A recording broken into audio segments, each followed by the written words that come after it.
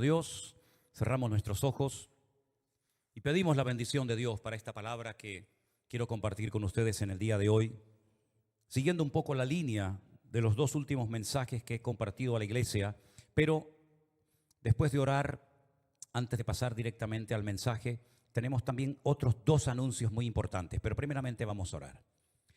Padre Celestial, gracias de todo corazón por este privilegio que nos das de disfrutar de nuestra comunión contigo y de saber que hay tantos y tantos, miles y miles de hermanos que están siguiendo, Señor, este culto en directo, gozándose en sus hogares.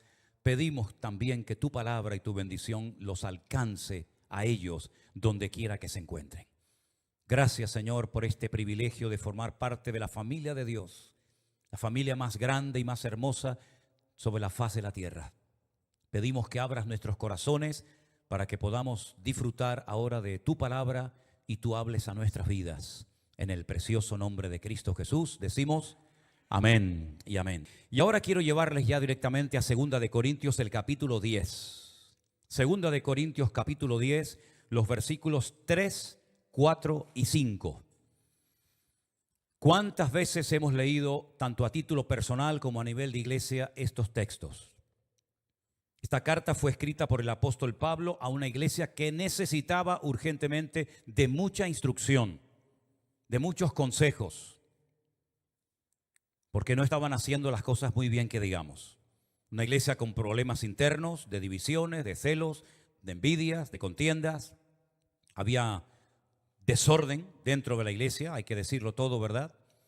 Pero una de las cosas que Pablo quería que todos los creyentes, no solamente los hermanos de la iglesia de Corinto, sino los de Éfeso, los de Esmirna, los de Pérgamo, los de Roma, todos, incluidos nosotros, es que supiéramos en todo momento, que supiéramos que estamos en medio de una batalla espiritual. Por eso Pablo utiliza muchas veces términos militares, como espada, escudo, yelmo, pelear, soldados, etcétera, etcétera. Porque estamos realmente en una batalla espiritual. No es nuestra lucha contra sangre y carne, dice Efesios capítulo 6, sino contra principados, contra potestades, contra enemigos espirituales que aunque no vemos son reales. Y tenemos que saber cómo vivir en victoria en medio de este gran conflicto espiritual en el cual estamos inmersos todos los creyentes desde hace 2000 años. La Biblia dice que aunque andamos en la carne, no militamos según la carne. Nosotros no andamos, ni nos vamos a comportar, ni vamos a pensar, ni a reaccionar, ni a hablar como carnales, que era lo que le estaba pasando a los hermanos de la iglesia de Corinto. Pablo les decía niños, carnales, inmaduros, ¿verdad? Porque no habían crecido, no se habían desarrollado. Palabra tenían toda la que quisieran. Los dones parece ser que también los tenían, pero no habían crecido, no eran gente madura. Y Pablo dice que eran cristianos carnales, que no nos pase a nosotros lo mismo que le pasó a ellos. Dice que las armas, luego tenemos armas, las armas de nuestra milicia no son carnales, porque nosotros no andamos en la carne, no echamos mano a las artimañas de la carne para defendernos, ni para atacar a nadie. Nuestras armas, dice la Biblia, que son poderosas en Dios para la destrucción de fortalezas de tipo espiritual, se sobreentiende, derribando argumentos y toda altivez que se levanta contra el conocimiento de Dios y llevando cautivo todo pensamiento a la obediencia a Cristo. Si ustedes prestaron atención a la lectura que nuestro hermano Jerónimo nos traía esta tarde, simplemente a modo de ejemplo, vemos cómo el pueblo de Israel, cuando logra por fin, después de tantos años de peregrinar y dar vueltas y vueltas en el desierto, logran cruzar el río Jordán. Lo primero que se encuentran es la ciudad de Jericó, una de las ciudades más antiguas del mundo, que hemos tenido, gracias al Señor, la oportunidad de visitar en unas cuantas ocasiones. Es una ciudad que tiene muchas cosas bíblicas que explicar. Allí todavía, créanme, todavía están los pozos, aquellos pozos de agua mala, por los cuales oró el profeta Eliseo. Dice la Biblia que oró e Israel bebe de esas aguas hasta hoy. Pues todavía están allí esos pozos. Jericó es un vergel, en medio de un desierto. De hecho, Jericó realmente lo que es un oasis. Se le conoce también como la ciudad de las palmeras. Los dátiles de Jericó son famosos en el mundo entero. Allí en medio de Jericó hay un teleférico que te lleva a lo alto de una montaña donde hay un monasterio, porque allí cuenta la tradición que fue donde Jesús fue tentado. Dice que lo llevó a un monte alto, ¿verdad? Y allí Satanás le mostró todos los reinos de la tierra. Se cree que fue allí, en la ciudad de Jericó. Allí era donde vivía Jairo. Hace poquito hablamos de Jairo, ¿se acuerdan? Aquel principal de la sinagoga que va suplicándole al Señor que ore por su hija, que está a punto de morir. Finalmente sabemos que murió, pero el Señor le dijo: no temas, tranquilo, cree solamente, tu hija no está muerta, tu hija está durmiendo. Algo que algunos se reían de él. Podríamos hablar muchas cosas de Jericó, pero sin lugar a dudas, por lo que más es conocido Jericó es por sus murallas, ¿sí o no? Las famosas murallas de Jericó. Murallas enormes, dobles, por cierto. Dice que había una muralla exterior y una muralla interior. Y había gente, como por ejemplo Rahab, que vivía entre el muro de fuera y el muro de adentro. Una ciudad, humanamente hablando, imposible de conquistar. Ellos no tenían catapultas, ellos no tenían armas modernas para derrumbar aquellos enormes muros. Pero la Biblia dice, y lo dice Rahab la ramera, la que vivía dentro de aquella ciudad, que el corazón desde el rey hasta el más pequeño estaba muerto de miedo, porque ellos sabían que tarde o temprano la ciudad de Jericó caería en manos de los hijos de Israel. Ahora bien, si no se conquistaba Jericó, no se iba a poder conquistar el resto del país. Ese es el motivo, esa es la razón por la cual algunos creyentes todavía siguen peleando con cosas que no logran superar. Y la pregunta es, ¿por qué yo no logro superar nunca este tema puntual? Porque para poder obtener ciertas y determinadas victorias en tu vida, previamente tienes que vencer a otras cositas o a otros enemigos, o llámalo como quieras. Si no se conquistaba primeramente la ciudad de Jericó, no se iba, repito, a poder conquistar el resto del país. Para ellos era algo infranqueable. Para ellos era imposible tomar posesión de aquella ciudad. Estaba cerrada, estaba amurallada. Ellos no tenían mucha experiencia militar. Y por lo tanto lo que hizo Josué fue orar. Pedirle al Señor que le mostrara la estrategia, que le mostrara la forma como iba a poder conquistar esa ciudad. Y el Señor se lo mostró.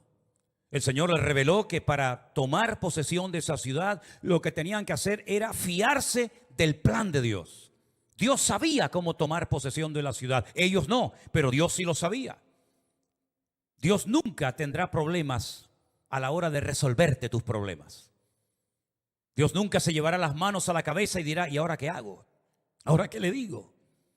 El Señor es un Dios omnipotente, que todo lo puede, omnisciente, que todo lo sabe, y omnipresente, que está en todas partes. Por lo tanto, cuando tú no sepas qué hacer, habla con Él, que Él te va a decir lo que tienes que hacer.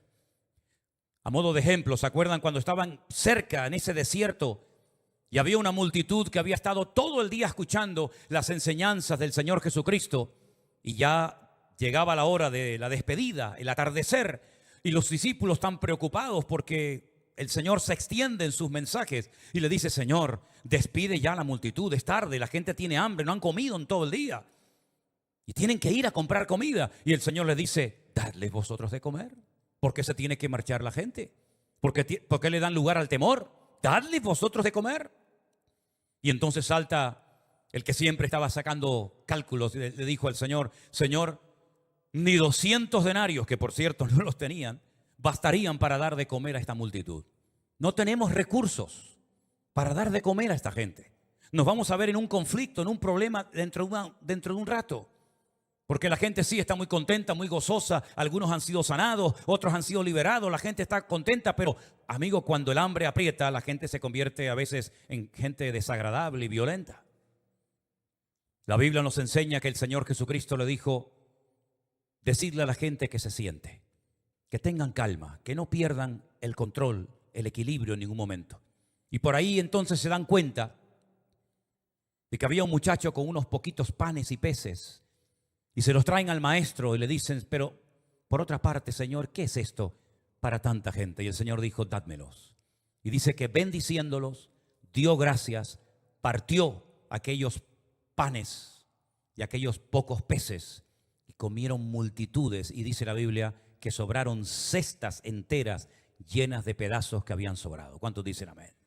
Si hubieran despedido a la gente, si hubieran perdido uno de los milagros más espectaculares de todos los que hizo el Señor Jesucristo. ¿Te das cuenta cómo a veces no es bueno decirle, Señor, quítame esto? Porque si te lo quita inmediatamente, no aprendes una lección que te puede capacitar para las próximas pruebas y dificultades que tendrás que experimentar en el futuro. Entonces decir, Señor, yo no entiendo lo que me está pasando.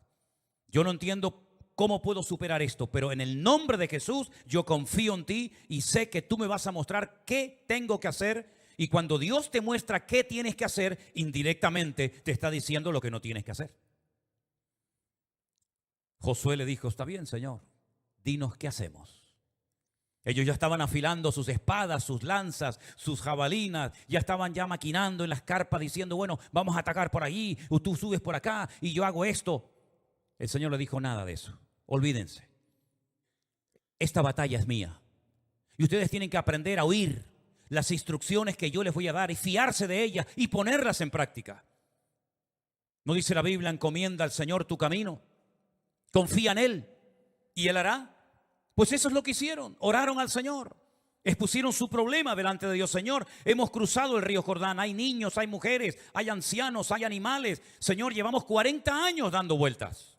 Ya estamos cansados de tanta arena, de tanto calor, de tanto desierto. Señor, ya queremos tener nuestro trocito de tierra para criar nuestros animales, para plantar, para tener una vida feliz, hacer nuestras casitas. Señor, ¿qué hacemos? Y el Señor le dijo, dar vueltas. Dar vueltas. Dar vueltas. Bueno, será para ver el perímetro de las murallas, ¿no? Para ver cuán grandes son. Por ejemplo, las murallas de Jerusalén tienen un perímetro de 4,5 kilómetros aproximadamente. Entonces, bueno, siempre es bueno conocer el terreno que vas a atacar o vas a visitar, ¿verdad? Antes de ir. Yo tengo la costumbre, por ejemplo, antes de ir a un sitio, me meto en internet y estudio todo lo que puedo estudiar sobre esa ciudad, sobre ese país, el clima, la gente, la historia, lo que hicieron estos, lo que hicieron los otros, y así más o menos me entero un poco de lo que me voy a encontrar. Entonces probablemente cuando Josué reunió a todos sus soldados y les dijo, muchachos, mañana nos vamos a levantar temprano, al alba, a la hora que sale el sol, y vamos a dar una vuelta alrededor del perímetro de la ciudad de Jericó. Y dijeron, es lógico, es normal, es la primera vez que vemos esta ciudad. Vamos a recorrerla a ver cuántas puertas tiene, si todas las murallas tienen la misma altura, si hay un punto débil, si hay alguna grieta. Pero es que el segundo día les dijo exactamente lo mismo. Y el tercero, y el cuarto, y el quinto, y el sexto. Y ya algunos dirían, pero una pregunta, ¿no hay algo nuevo que te ha comentado el Señor? Otra vez más vueltas y más vueltas y más vueltas. Dios los está probando y les está probando en un área que es fundamental para poder vivir una vida cristiana victoriosa y para poder crecer como creyente. Y es la obediencia.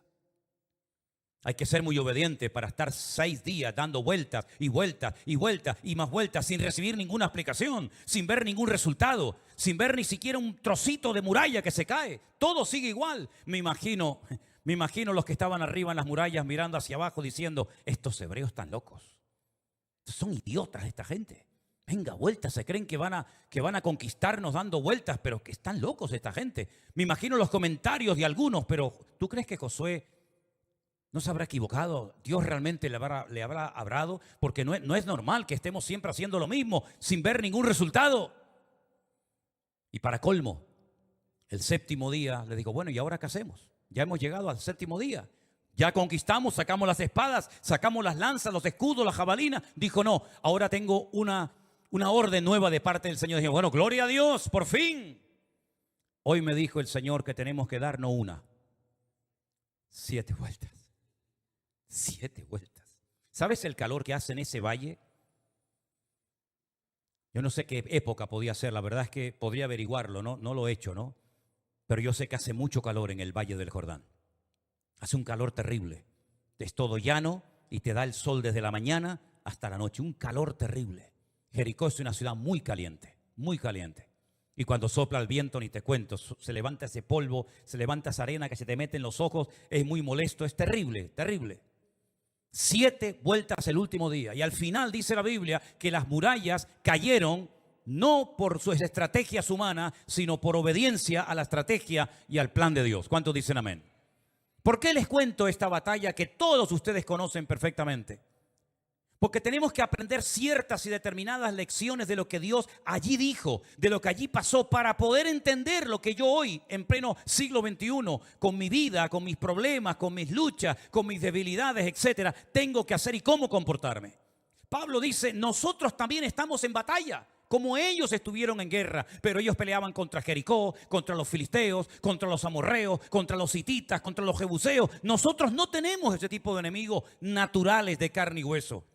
Pero tenemos enemigos tremendamente poderosos y además una gran desventaja, porque a los enemigos de carne y hueso los ves, pero nuestros enemigos no es que sean invisibles, son invisibles para nosotros, pero ellos juegan con una ventaja y es que los demonios te ven a ti, pero tú a ellos no, salvo alguna excepción. Estamos en batalla. Las armas de nuestra milicia no son como las que ellos utilizaban en aquella época. Pero Pablo dice, tenemos armas que sirven para destruir fortalezas, para derribar argumentos y para tomar cautivos pensamientos y llevarlos a la obediencia de Cristo Jesús. Si Pablo está revelando otro tipo de guerra, no es una guerra natural, no es una guerra física, no es una guerra de cuerpo a cuerpo, hombre contra hombre, sino es una guerra de tipo espiritual, pero real, donde tienes que estar bien armado para que no caigas en el campo de batalla y seas una víctima, sino seas cabeza y no cola, y más que vencedor en el nombre de Jesús. Ahora, si se dan cuenta, hay batallas que se ganaron así, rápidamente, de un día para otro. Por ejemplo, dice la Biblia que en el Antiguo Testamento hay un momento en el que 1.000.000 de soldados vienen a atacar Jerusalén y el rey tiene miedo. Y entonces esas cartas que le causaban temor, que le intimidaban, dice que las pone delante de la presencia del Señor y le dice, Señor, yo no puedo pelear contra 1.000.000 de soldados. No tenemos preparación militar ni armamento para pelear a esta gente. Y el Señor le dijo, no hagan nada, salgan mañana al campo de batalla cantando. Es que el Señor tiene un humor. El Señor tiene un humor, de verdad que, vamos, que es increíble. A estos le da vuelta, a otros los pone a cantar, a otros le dicen enciende una vela y toca la trompeta y los enemigos huirán, como caso de Gedeón. Es que es increíble, pero es fiarse de Dios. No, tal vez no entiendo, tal vez yo haría otra cosa, pero esto es lo que Dios me ha dicho que haga.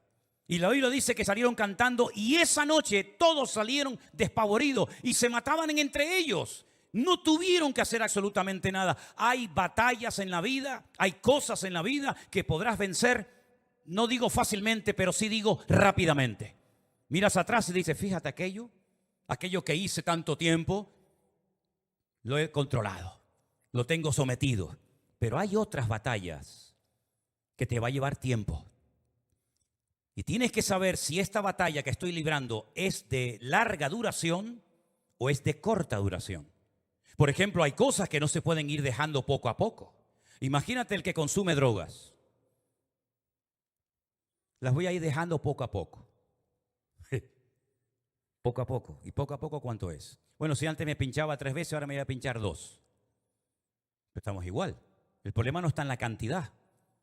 El problema está en que hay algo que tienes que dejar. Hay batallas que para ganarlas, tienes que tener la actitud de una persona radical. Y para llegar a la radicalidad en la vida, tienes que llegar a un momento de hartazgo. De decir, estoy harto, ya no quiero seguir haciendo esto. No quiero seguir siendo un robot, ni esclavo de nada ni de nadie. Y hay batallas que se ganan por la actitud, por la obediencia, por el sometimiento a Dios. Una radicalidad que te lleva al hartazgo y decir, ya se acabó. Pero hay otras batallas en las que vas a tener que prepararte y vas a tener que invertir tiempo y aprender muchas cosas. Y es un proceso tal vez largo, pero vas a obtener la victoria porque tu victoria ya la ganó Cristo por ti en la cruz del Calvario. Y es interesante notar cómo tuvieron que aprender a esperar, cómo tuvieron que aprender a discernir la estrategia divina, la estrategia de Dios. Pero entonces, ¿cuáles son nuestras armas? ¿De qué armas puedo disponer hoy en día como cristiano para yo defenderme? Y no tanto para defenderme, sino para atacar y para poder superar tantas cosas que el mundo me dice, eso nunca lo vas a dejar de hacer. Tú eres así y así te mueres. Y qué rabia da, ¿verdad? Cuando tú en lo más profundo de tu corazón quieres ser otro tipo de persona, pero te dicen tú. Y te hacen esos gestos así. El canario es mucho de gestos, ¿verdad? Y te dicen, tú cambiar. Y te da una rabia porque tú dices que yo quiero cambiar y esta ¿por qué me dice que no voy a cambiar? Bueno, que digan lo que quieran. La crítica no tiene que hundirte, tiene que darte fuerza y rabia para decir, sí, pues ahora sí voy a cambiar. Tienes la oración, mi hermano. Esa es la primera herramienta, la primera arma de destrucción masiva que Dios le ha dado al pueblo de Dios. La oración. Lo sabemos. Pero ¿cuántas veces sufrimos por algo porque no hemos orado lo suficiente y en serio para que eso se rompa y se vaya? Hay aquí entre nosotros una persona que durante mucho tiempo, cada vez que terminaba un culto se me acercaba y me pedía siempre lo mismo. A mí me tenía un poquito cansado. Porque nada más terminar el culto, yo sabía que se iba a acercar esta persona y me iba a decir, ¿puedes orar por mí? Por esto, ¿no? Sí. Y al día siguiente, otra vez. Y al otro día, otra vez. Y al día siguiente, otra vez. Ven un momentito. Ven, tú sabes que estoy hablando de ti. Ven para acá. Todos los días que teníamos reunión, y en aquellos años cuando yo vine a Tenerife con 19 años, porque yo tuve un momento de 19 años en mi vida, ¿saben? Todos los días que teníamos culto, Irma siempre se me acercaba y me pedía lo mismo. Ustedes tienen que creerle lo que va a decir por fe, porque ninguno de los que están aquí, que yo sepa, vieron cómo era Irma en aquel momento. ¿Qué pasaba contigo? Bueno, yo siempre tuve un defecto en los ojos. Realmente se llama visca cuando torcía los dos ojos, ¿no? Entonces yo siempre tuve un complejo muy grande con eso. Entonces cuando conocí al Señor, empecé a ir a la iglesia.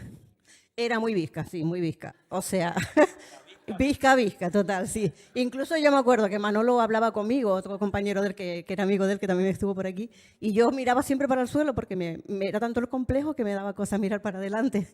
Entonces, nada, cuando yo conocí al Señor, yo dije, pues el Señor me tiene que sanar como sea. Entonces, es verdad lo que él dice.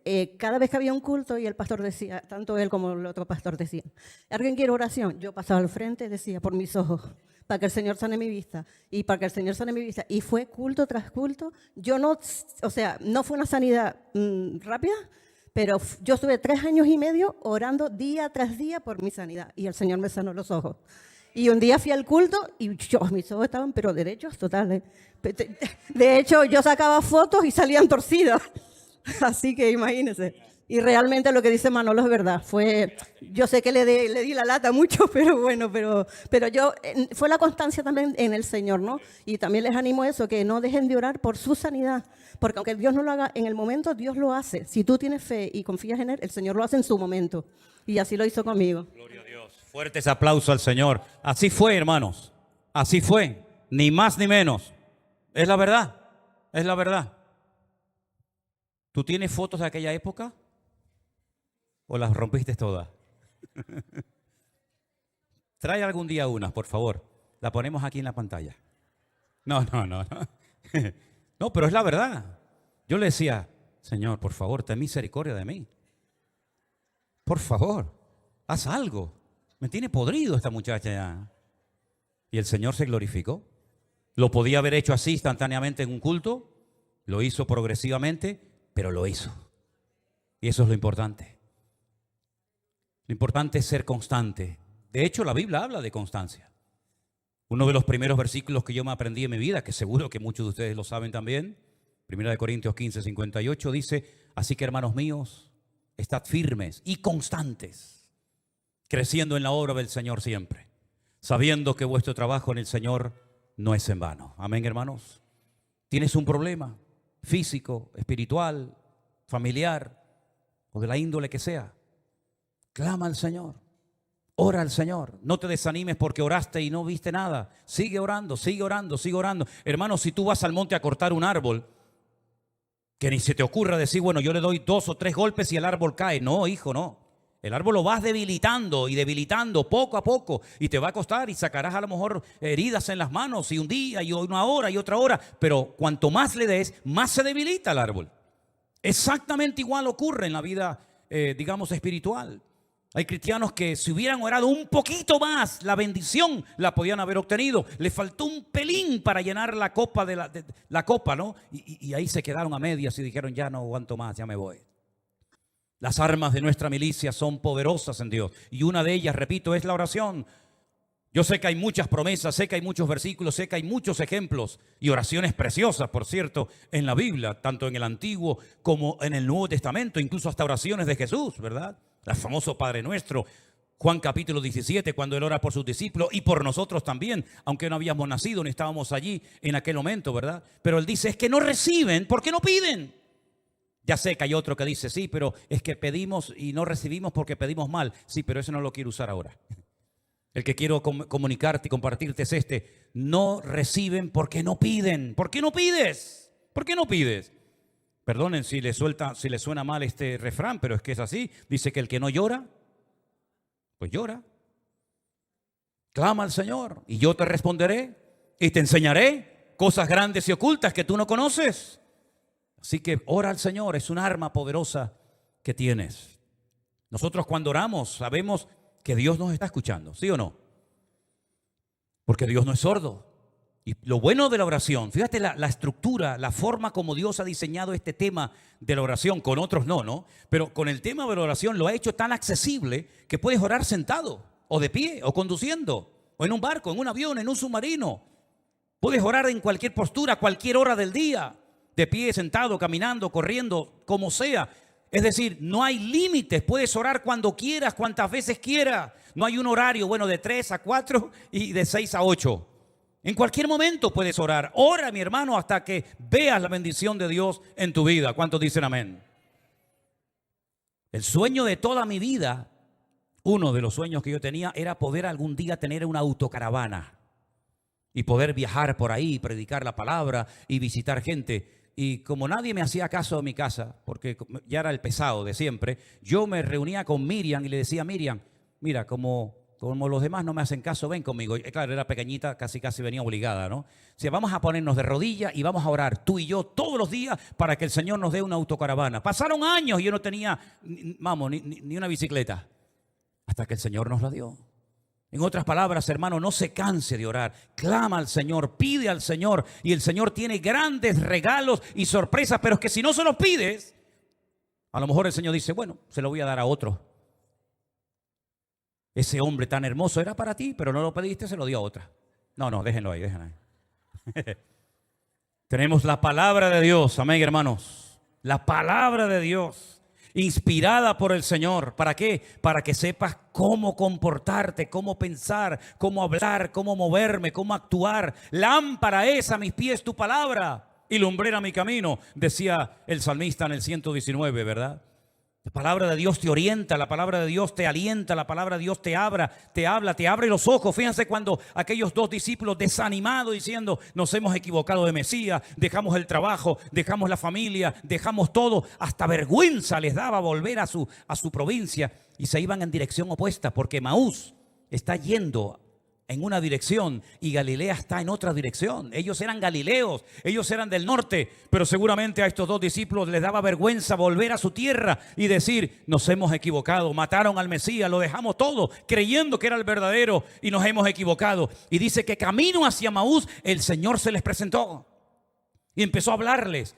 Y dice que a través de los profetas, a través de la ley, a través de los salmos les abría, ¿verdad?, la palabra. Y dice que sus corazones ardían y cuando llegó un momento lo reconocieron al Señor. Y fueron las palabras del Señor basadas en la palabra de Dios la que le quitaron las escamas de los ojos y entendieron que era necesario que el Cristo padeciera y sufriera y muriera y resucitara al tercer día en Jerusalén. Fue la palabra la que les animó, fue la palabra la que les permitió volver y al final terminar dando sus vidas por la causa del Evangelio. Tenemos la oración, tenemos la palabra. ¿Se acuerdan ustedes cuando el domingo pasado hablábamos acerca de aquel jovencito diciendo, tú vienes contra mí con espada y jabalina, mas yo vengo contra ti en el nombre, en el nombre?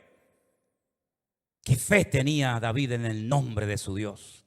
Bueno, la Biblia dice en la carta de Pablo a los Filipenses que por cuanto él se humilló y se hizo obediente hasta la muerte y muerte de cruz, Dios, el Padre, lo exaltó hasta lo sumo y le dio un nombre sobre todo nombre, para que en su nombre se doble toda rodilla de los que están en el cielo, en la tierra y aún debajo de la tierra, y toda lengua confiese que Cristo es el Señor, para gloria de Dios Padre.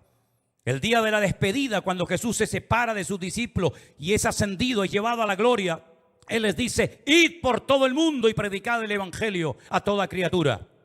El que creyere y fuere bautizado será salvo. Y les dice: en mi nombre echarán fuera demonios, en mi nombre pondrán las manos sobre los enfermos y sanarán. Todo era en mi nombre, en mi nombre, en mi nombre. Y llegó un día en el que el Señor les dijo: hasta ahora nada habéis pedido en mi nombre, pero atrévanse a utilizar el poder de mi nombre, la autoridad de mi nombre, para que el Padre sea glorificado en el Hijo.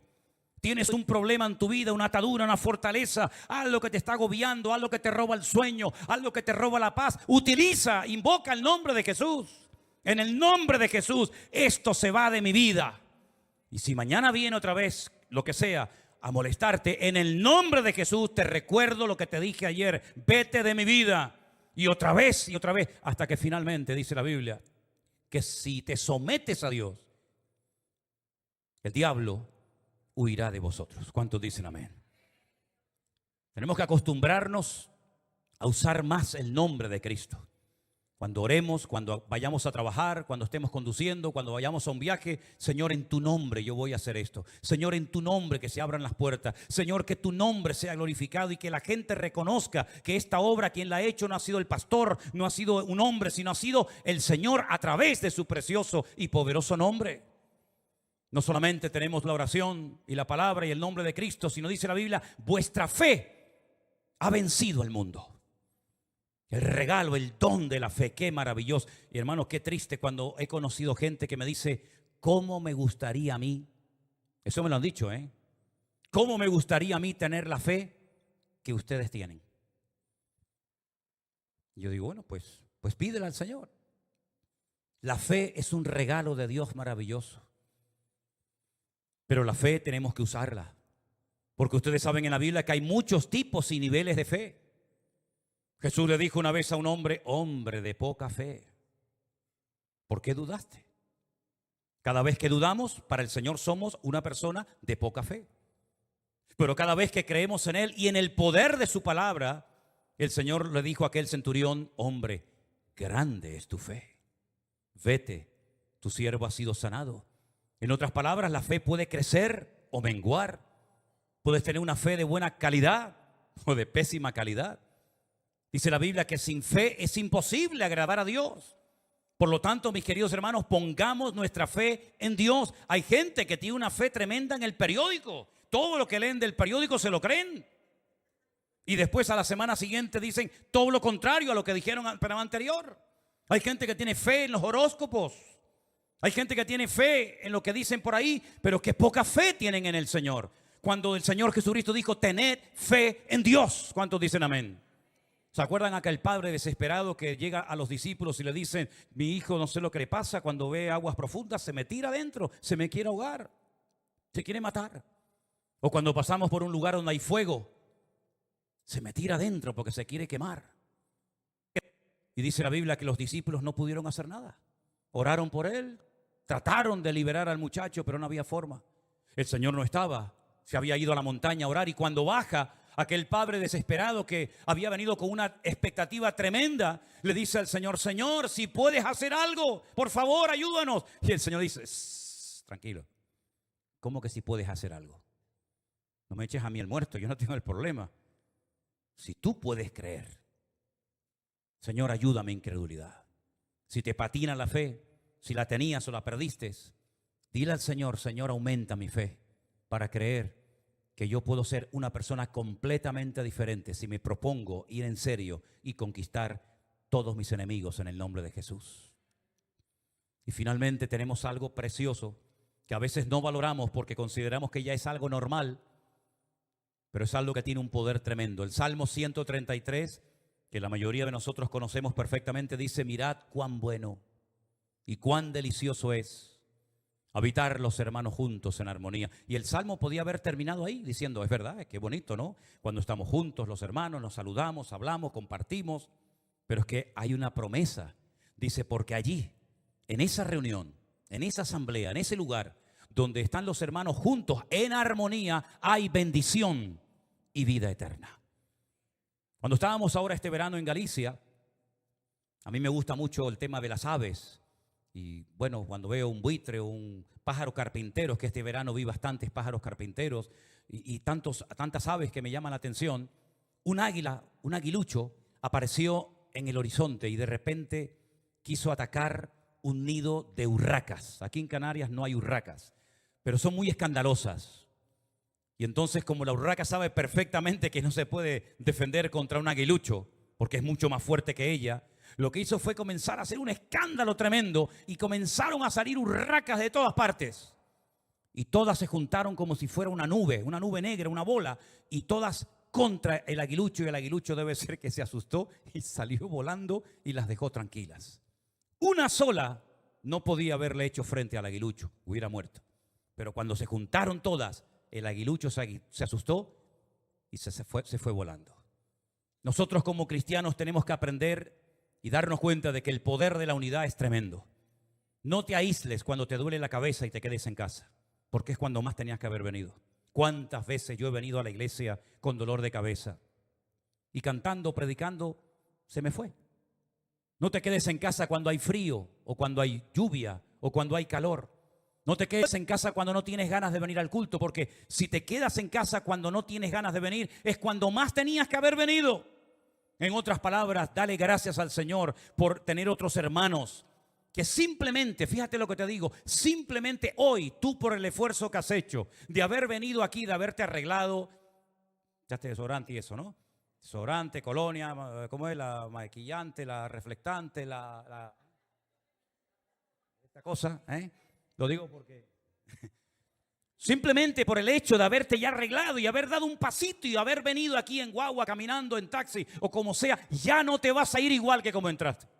Ya te vas a ir con algo de bendición en tu vida. Y si además la palabra que estás escuchando, estas 5 herramientas, la oración, la palabra, el nombre de Cristo, la fe y la comunión con los hermanos, lo pones en práctica, eres imparable e indestructible. Porque hemos vencido al enemigo, porque mayor es el que está en nosotros que el que viene contra nosotros. Por un camino vendrán y por 7 huirán. Fuerte ese aplauso a nuestro Dios en esta tarde. Ese es nuestro Dios. Ese es nuestro Dios. Aleluya. Pero si no conquistaban Jericó, olvídense, no hay tierra para nadie. Hay victorias, hay batallas que previamente tienes que ganar para poder enfrentarte a otras batallas. Termino diciéndoles algo. David, cuando fue a pelear contra el gigante Goliat, no era la primera vez que se jugaba la vida. Cuando él abre su corazón y cuenta algo que yo creo que ni los hermanos sabían. Yo he matado un oso. Yo he matado un león. Todo eso lo preparó el Señor en esas experiencias para que cuando él llegara al campamento del filisteo, él viera al filisteo como un oso más o como un león más. Por lo tanto, todas las experiencias que has tenido, incluso las negativas, incluso las que te han hecho llorar, que esas son las mejores. Porque lo que se aprende llorando nunca se olvida. Lo que tú aprendes con dolor y sufrimiento, eso no lo olvidas en tu vida. Pues dale gracias al Señor por todo el bagaje y por todo el recorrido que has caminado con Él.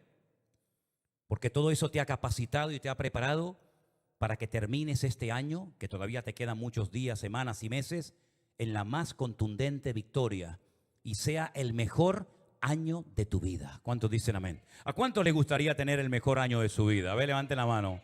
Gloria a Dios. ¿A cuánto le gustaría casarse este año? No, bajen la mano. No. Hay ganas en el pueblo, ¿eh? Ora. Bueno, ya yo no hago milagros, ¿eh?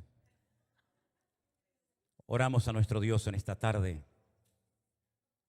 Recuerda estas 5 armas que tienes, hermano. Las tienes tú exactamente igual que yo. La oración, la palabra, el nombre de Cristo, la fe y la comunión con los hermanos en la iglesia. Aleluya. Bendito sea tu nombre, mi Señor. Qué bueno eres tú.